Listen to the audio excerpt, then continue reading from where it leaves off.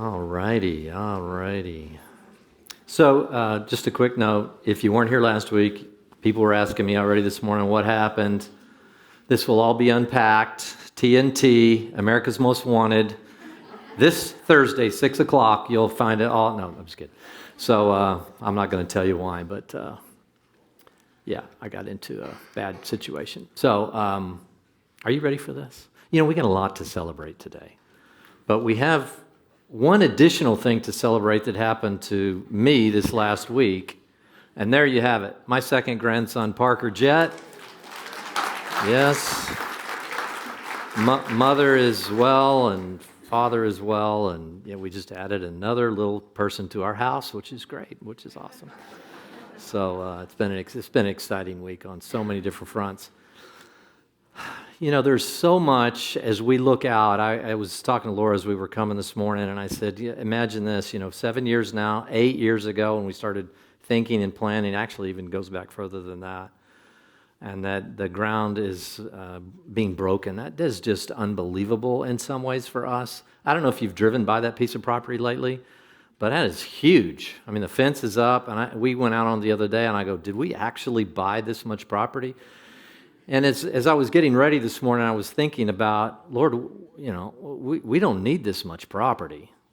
And I really felt like the Lord just corrected me and said, well, you may not, but maybe I do. And maybe that's somewhere in the future that's well beyond you. I don't know why we have that. I just know that we're supposed to have that. And there are other reasons that we'll describe a little bit later.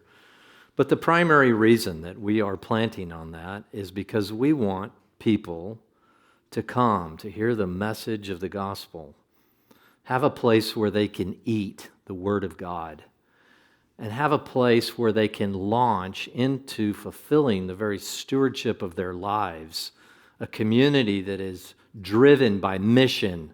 Again, you've heard me say this from day one. We are not just a place that provides religious services for religious people.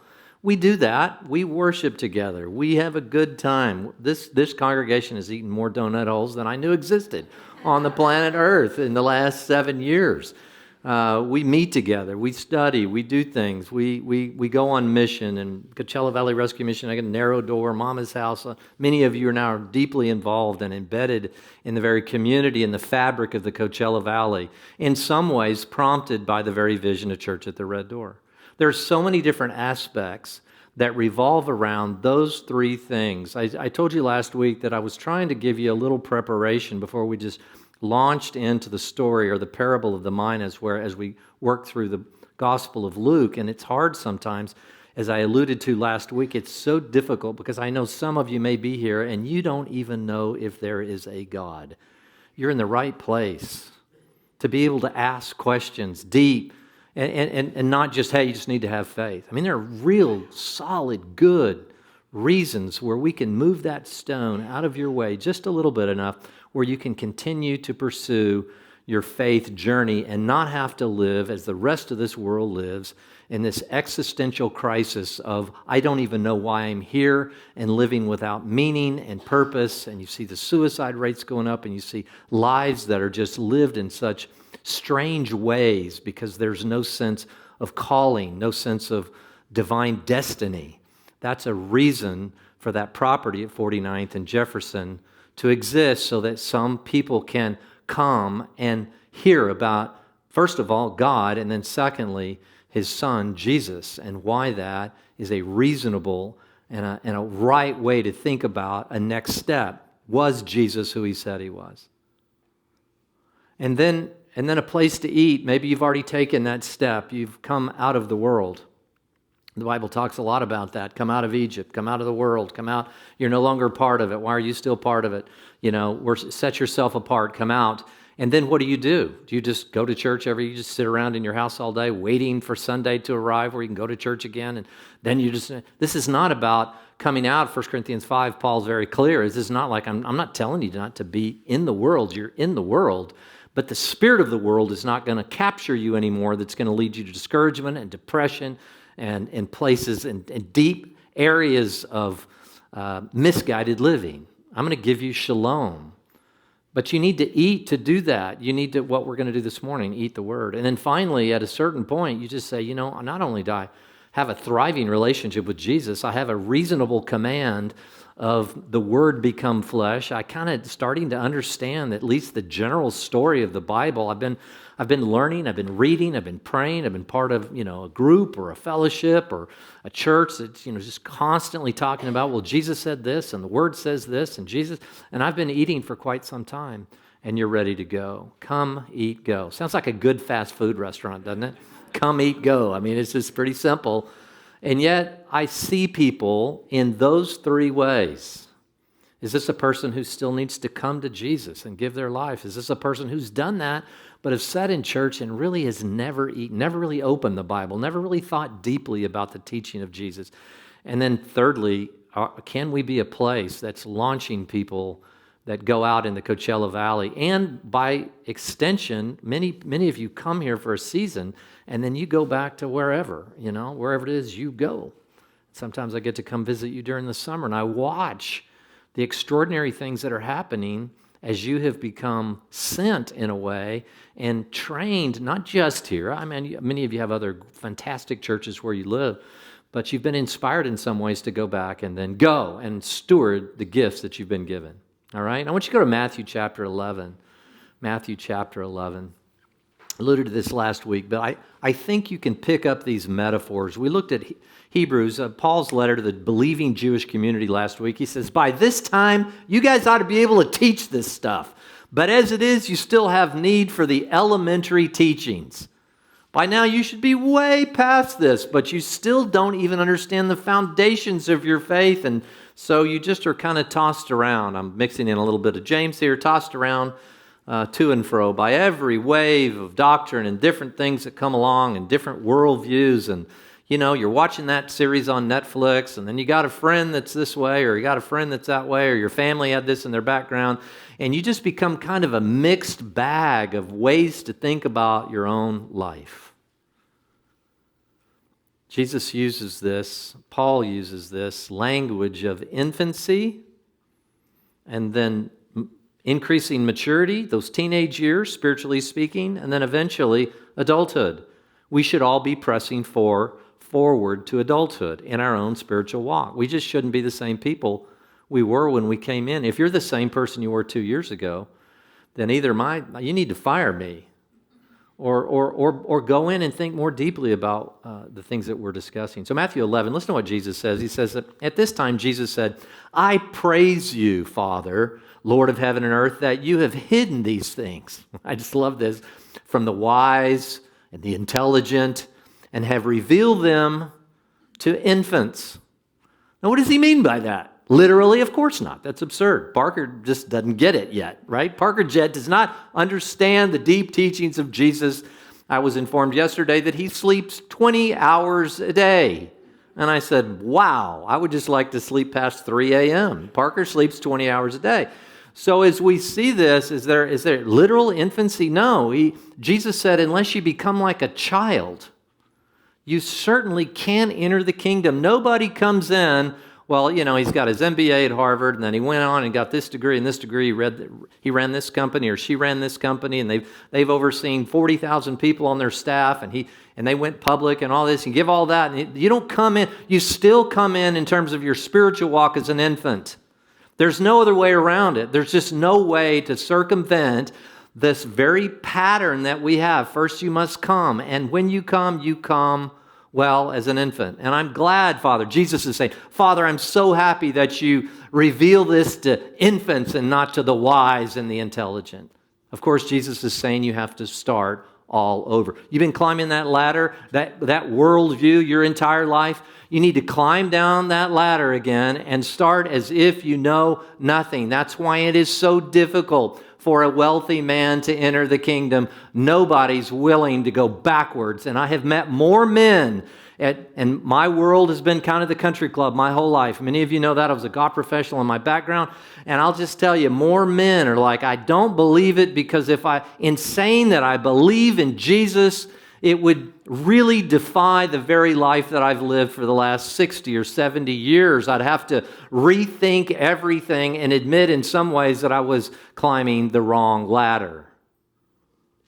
It's very difficult for a wealthy man to enter the kingdom of heaven because infants enter, children enter. There's a certain level of radical humility that must accompany any real journey with Jesus.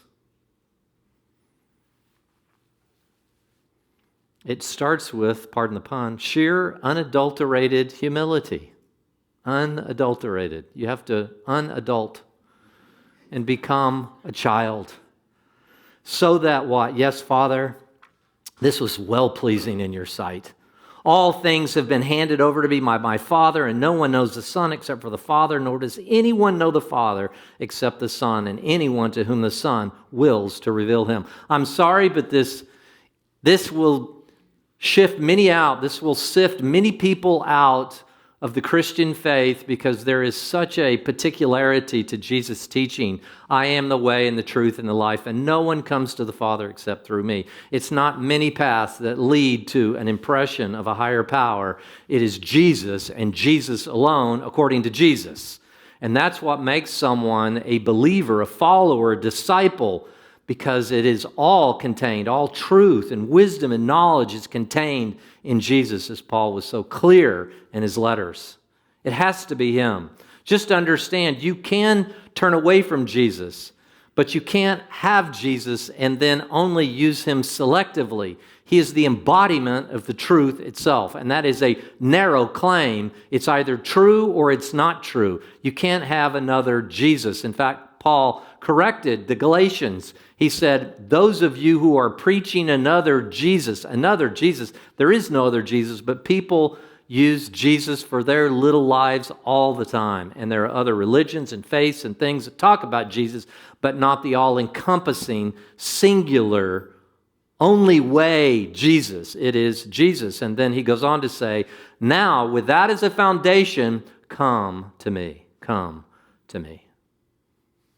All who are weary and heavy laden, and I will give you rest. Take my yoke upon me, on yourself, and learn from me. Immediately, Jesus makes the step from come to eat right there. Take your yoke upon. That doesn't, back then they understood if you were following a rabbi, you would be yoked in a sense to his teaching. That's really what that means. Jesus was saying, be yoked to my unpacking of all truth and reality. Be yoked with me. That's what gives you rest. Not just some idea of a higher power, not just some random thought that allows you to sleep at night thinking that maybe there's something out there or near-death experiences you've heard about or something. No, specifically, Jesus. Come to me. Take on my understanding of the entirety of the cosmos. Come to me, and then I'll give you rest. It's going to demand that you go ahead and begin the eating process. And then I love this. He says, because I'm gentle and I'm humble. He didn't have to be. I mean, God could be malevolent. He could have sent a son that was like some of the Greek gods that, were just used people as pawns, but it's not. He said, he adds this, because I'm humble and I'm gentle, and you'll find rest for your souls. And if you take on that yoke, it's going to be easy. Because why? My burden is light. His burden is light. The law is not. Many of my Jewish friends, most are secular, but I still have some Jewish friends who live a fairly stringent life and try to follow the law. That's a difficult task. Now, Jesus demands everything, but the law is crushing. Paul would go on to say, who was the arbiter of the law under Gamaliel. I mean, he was just an amazing guy. He could really work through the law, but he said that law will strangle you. It will condemn you. It will kill you. It is a ministry of death. That's what he said in 2 Corinthians chapter 3. Okay, so on to Revelation 3. Again, here you have Jesus. Behold, I stand at the door and knock. I alluded to this last week. If anyone hears my voice, opens the door, I will come in to him. And then what? He immediately makes a link to eating. And I will dine with him, and he can dine with me. And he who overcomes, I will grant him to sit down with me on my throne as I have overcome and sat down with my Father on his throne. Are you making the connection? You don't just come to Jesus and then immediately escape back to your life. There has to be a place, a people, helpers, teachers. This is the very purpose of the church. The church is to equip the saints for the work of service, to equip the saints to go. So again, where are you? Paul asks you, check yourself to see if you're in the faith. Have you come to Christ? Have you been baptized and been filled with His Spirit? Are you in the process of eating? Well, I'm still in the process of eating, and I don't think you ever stop eating. But have you gotten through and had a substantive transformation in your life, and you've done a good amount of eating, and now you're ready to go? Have you done that? That's the question. Well, Jesus says, if you'll let me in, you'll open that door, immediately I will come and I'll dine with you, and you will dine with me. That's very relational. In fact, that's exactly what happened with Zacchaeus, wasn't it? Zacchaeus came, and what's the first thing Jesus did? Literally, when he was on earth, he went and immediately had a meal. He was always dining and being with sinners and ne'er-thee-wells all the time. It was kind of his M.O. Thank God it was that. He didn't just come down and be with guys with big hats and long robes and a bunch of degrees and a bunch of power and authority and the religious elite. Thank God he came down to the lowest of the low. People who were begging on the streets, people who had been crippled their entire life, beggars and then middlers, people who've been thrown out by their own people, like Matthew the tax collector, Zacchaeus and others, fishermen smelling of brine. I mean, the whole thing. I'm right there. You can come in and eat with me. You don't have to jump through any hoops. Is Church of the Red Door going to be a place where people feel comfortable to come to Jesus because they understand the truth? If the answer is not yes, I don't want to go on. But if the answer is yes, I'm all in. What about the second stage of this? Again, eat. I just want to give you a few. John chapter 6 is the only thing that really immediately popped into my mind. John chapter 6, verse 41.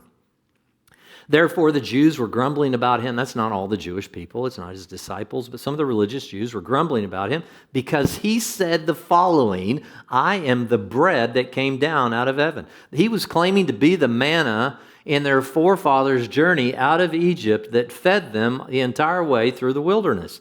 And they were saying, is this not Jesus, the son of Joseph, who's our father and mother we know? And how does he say, I've come down out of heaven? And Jesus said, don't grumble among yourselves. No one can come to me. How do you come to Jesus? Unless the Father who sent me draws him. And then I'll raise him up on the last day. I don't know if you just got that, but if you come to Jesus, guess what? You don't have to fear death anymore. You don't have to go to sleep at night wondering, well, there's no purpose, there's no meaning, there's no anything. These horrific things have happened to me. I've gone through a divorce. My husband cheated on me. My wife did this. My kids are, this, or I lost my business or whatever. I'm telling you, when you remove the fear of death in coming to Jesus, it will change the entirety of your mentality. It's hard for me to even remember the days when I was fearful about breathing my last. I have a hard time even going back. It's been so long I've been walking with Jesus, but sometimes I have that moment of clarity and I remember what it was like, and it's and I'll raise them up on the last day. Said it's written in the prophets, and they will all be taught of God. Everyone who heard and learned from the Father, will they come to me? And I want to go down here and notice verse 49. Your fathers ate of the manna in the wilderness, and they died. This is the bread which comes down out of heaven, so that one may eat of it and not die. That means the second death, not the first. We'll all die. I buried a lot of people over this last year. It's been a super challenging year. Very challenging on a number of fronts. People who went to be with Jesus way before my own timeline would have allowed. But I'm not concerned. Paul said it's better to be absent from the body and present with the Lord. Is that true? I mean, if it is, it changes everything about the way you think about life. And then he goes on and says, I'm the living bread that came down out of heaven, and if anyone eats of this bread, he will live forever. And the bread also which I give for the life of the world is my flesh. So when we're doing communion, we are symbolically saying, when we're eating the communion, we're eating the little bread, what we're really saying is we're going to accompany this with eating your words, living into your truth. I alluded to it last week. John chapter 8, again, rephrasing what I did last week, he said, so many people talk about, and you'll know the truth, and the truth will set you free. But that's prefaced by, and my disciples will abide in my word, and then they will know the truth, and then they will be set free. It necessitates becoming a disciple. How do you do that? You can do that today if you've never done it. You can absolutely assure yourself that you will enter heaven, just like the thief on the cross that was cursing Jesus as he was being hung up on the cross, and he said, we're guilty, but he's not. He told the other thief to be quiet. He said, Lord, will you remember me when you come into your kingdom? That's all he did, and Jesus turns and said, today you'll be with me in paradise. You can come in an instant. Eating takes a lifetime, and going takes more energy and effort and really intentional thought to steward your life, which will set us up for next week when we talk about the parables. It'll set you up for a life and a journey that is so exciting and so enthralling. Oh, it'll have its ups and downs, but you won't fear death anymore. You'll be living with a community that's moving in the same direction. There will be attacks. There will be all kinds of things. It'll feel like a cross at times. You'll want to give up. You'll want to go in a different direction. But in the end, I don't know how you would live otherwise. I don't know how you would live in the pursuit of just this secular world, fame, power, whatever. I don't know how that works. It's too limiting. It's a low level of living. You do understand that. And the people who get everything they always wanted never are happy anyway. And then finally, go. Matthew 28, very simple, the Great Commission. Greatest fast food restaurant on the planet. Come, eat, and go. Verse 16 of Matthew 28, but the 11 disciples proceeded to Galilee, to the mountain which Jesus had designated. I want you to think about that for a minute. Jesus has things designated for you. One of the things I hate, I alluded to this, but this whole fanboy syndrome, we do it in the church too. We got American Idol, we got everything. We try to lift people up and that, they're superstars, and somehow the reflected glory, people are sycophants at times. They love to be around, superstars, and just to kind of get a little bit, to make their lives that feel mundane and boring, pedestrian, prosaic, all those, when they think about that, and they can be around somebody that they perceive to have glory in some way, where people are popular, famous, or whatever, that can never come into the church. It can never come into the church, because the primary thing that it does is it discourages you from the deep understanding that God has things prepared for you to walk out. A participant, a part of the story. You're not just sitting in a chair listening to somebody else's story. Who wants to do that all the time?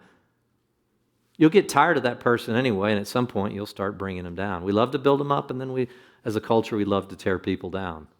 There is no glory here other than reflected glory, because the glory comes from Jesus.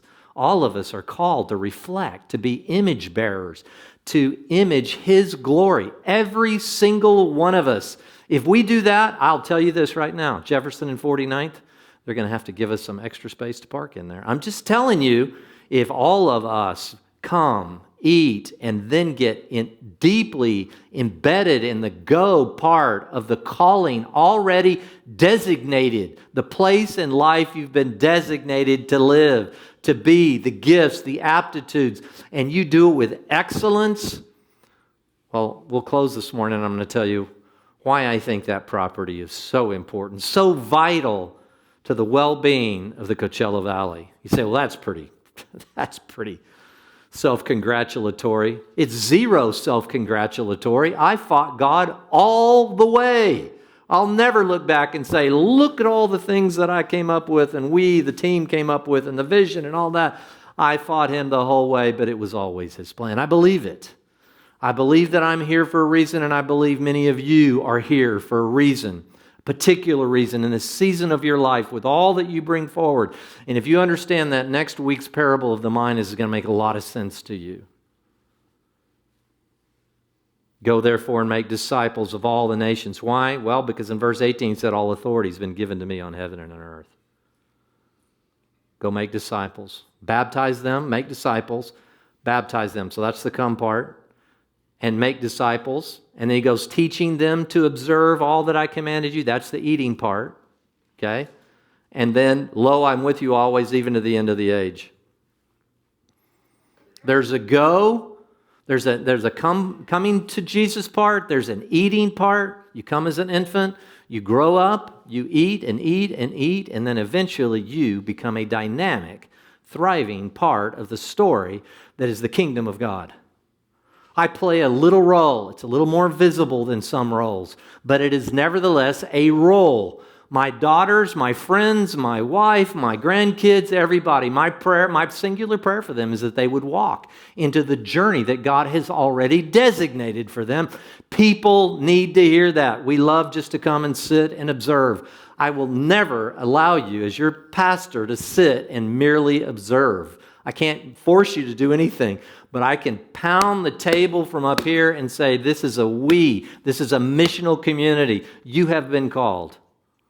Now, again, I'm talking about the go stage. If you're still wondering if God exists, or if you've never come to God, or if you've never even decided to open the door to Jesus, some of this is going to sound a little, it almost sounds like a cult to me. I mean, it sounds like this powers of persuasion to get people to do things. I'm calling you to do whatever the Lord has called you to do. That might require you to move. It might require you to stay. It might require you to go. I have no idea. I just feel overwhelmed by the responsibility to equip you, because Paul says this is the task of the church, to equip the saints for going, for the work of service. That's why we're here. But you can't equip somebody unless they first come to Christ, and you can't do anything with anybody that still doesn't know the difference between Moses and Abraham and Matthew.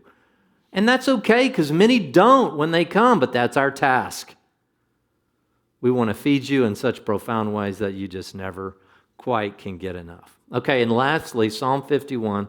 I just want to take you to the very end, then I'm going to share just a little bit of the vision of what I see for Jefferson and 49th, and then we'll go out and we'll celebrate and we'll thank God and just say, I can't believe that God had got us to this day.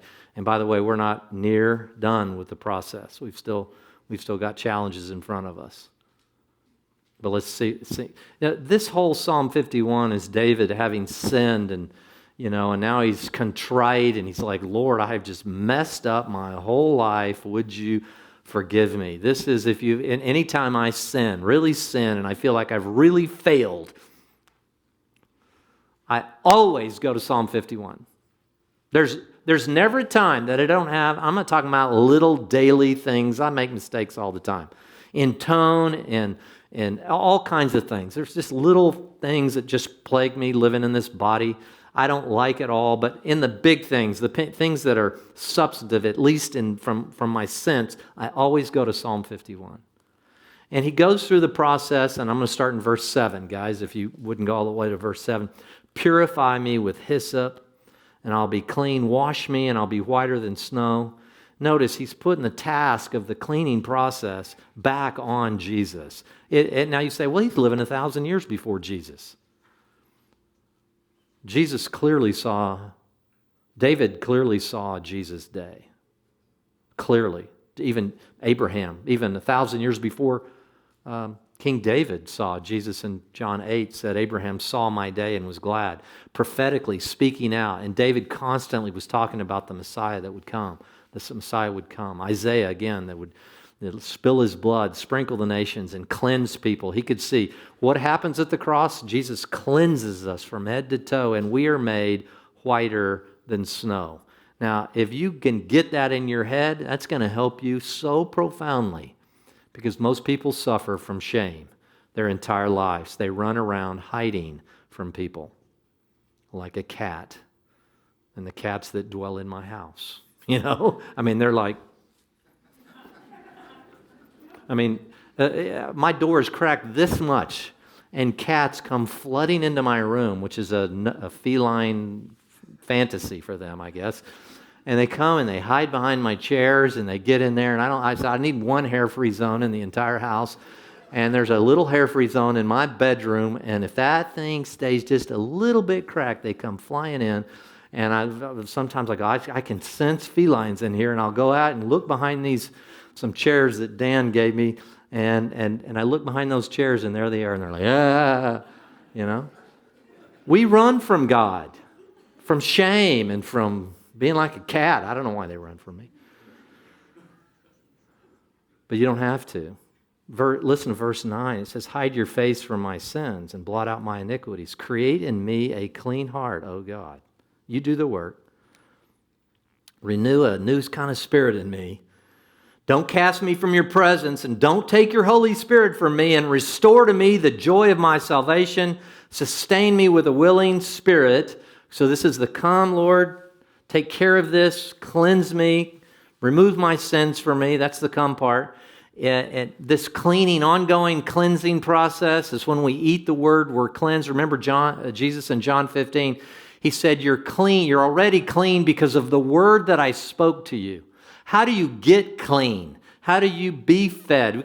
Jesus used a lot of different metaphors, often water. How do we do that? By the words that he speaks to us. When we bathe ourselves in Jesus' words, we become clean. And then what happens?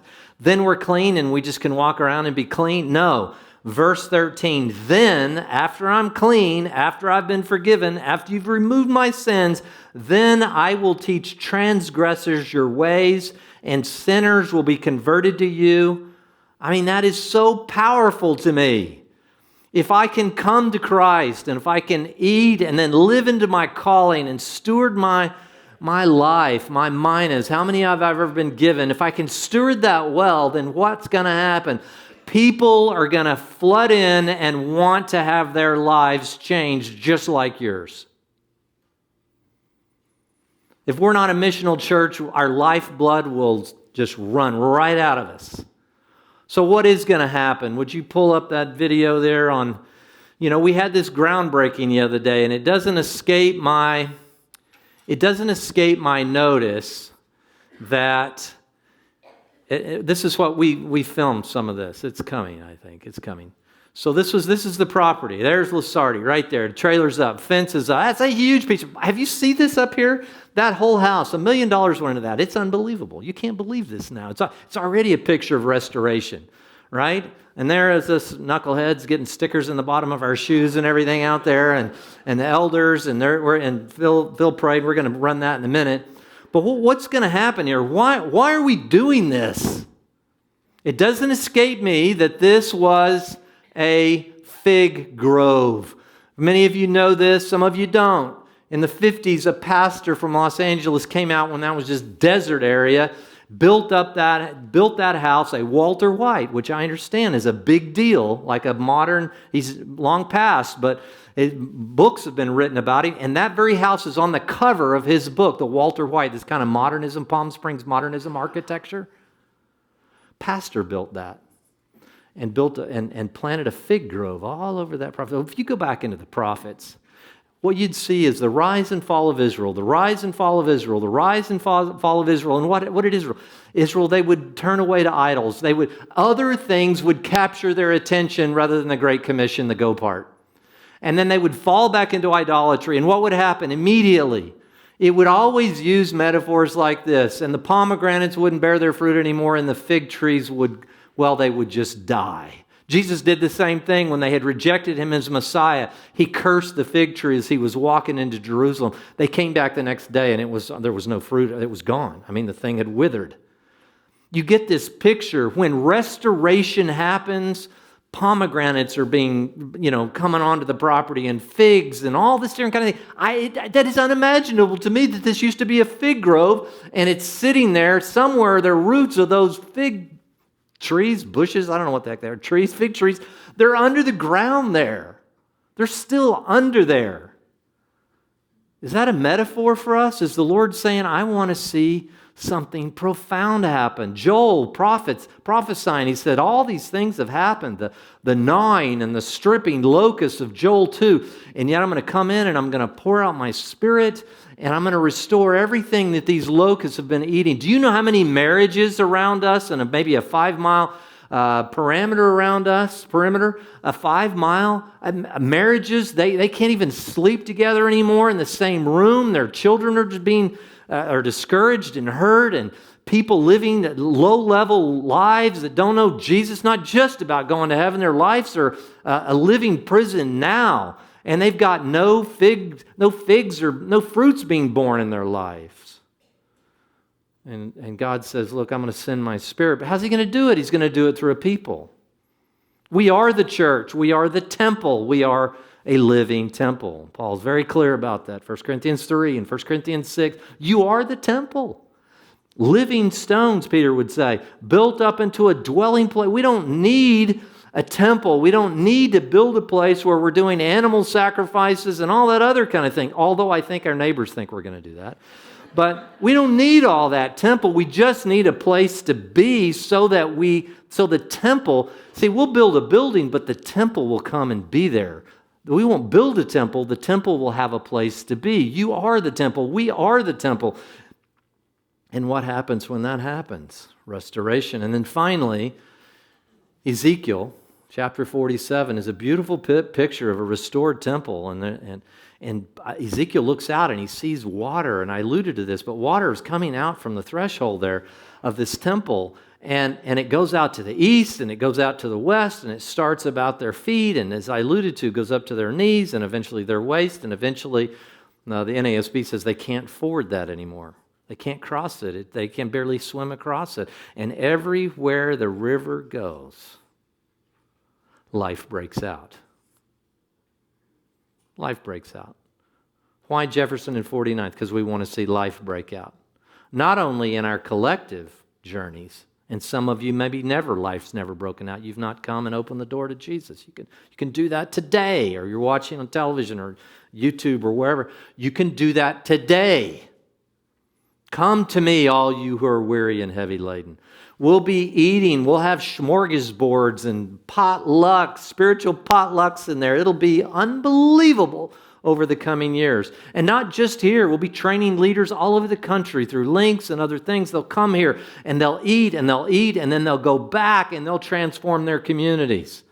We must get it built so that, what? We build a temple? No, so the temple can come and have a place to meet.